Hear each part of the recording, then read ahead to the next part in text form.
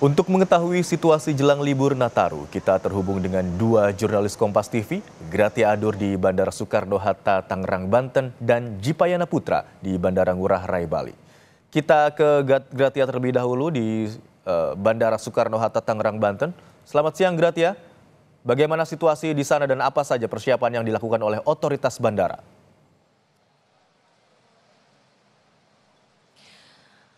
Pertanggal 14 Desember 2024 agar tidak terjadi lonjakan penumpang dan juga penumpukan penumpang di Terminal 3, ada sejumlah skema yang dilakukan oleh PT Angkasa Pura Indonesia, diantaranya adalah melakukan perubahan operasional maskapai untuk penerbangan domestik.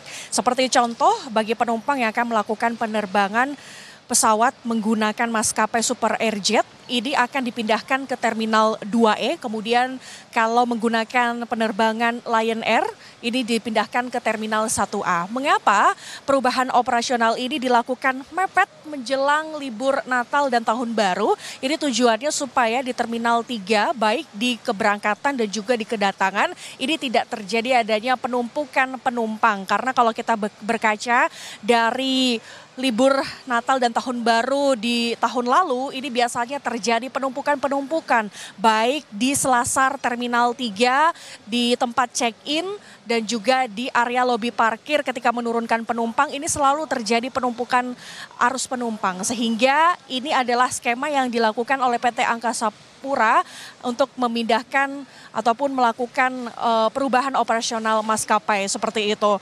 Dan ini juga berpengaruh tidak hanya kepada penerbangan domestik saja, tetapi juga berpengaruh terhadap penumpang yang akan melakukan perjalanan umroh seperti itu, yang menggunakan pesawat ataupun maskapai Lion Air ini yang sebelumnya berpusat di Terminal 3, ini juga dipindahkan ke Terminal 2F. Dan tentu dari PT Angkasa Pura ini sudah berkoordinasi dengan kedua maskapai penerbangan tersebut, dan ini juga dihimbau kepada para penumpang sebelum melakukan penerbangan untuk tetap memperhatikan di mana Anda akan melakukan penerbangan, apakah di Terminal 3 atau di Terminal 2 atau di Terminal 1, karena adanya perubahan operasional seperti yang tadi saya jelaskan sebelumnya seperti itu.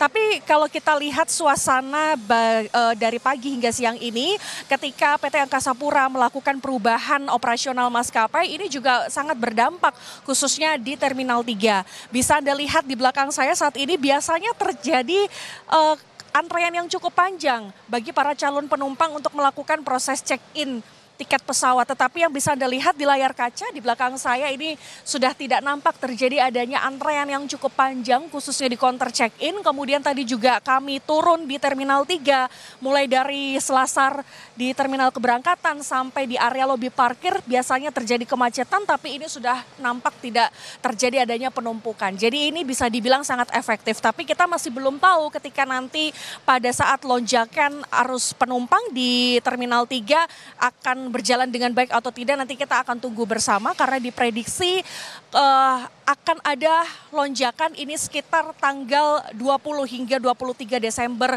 2024. Kemudian untuk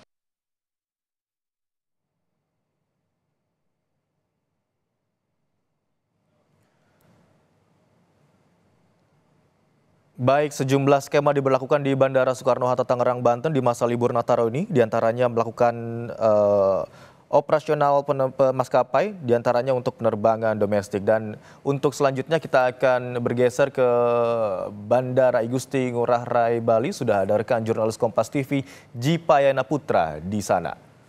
Selamat siang Jipayana. Bagaimana persiapan Bandara Igusti Ngurah Rai, Bali untuk menangani libur Nataru dan apakah sudah terjadi lonjakan penumpang di sana?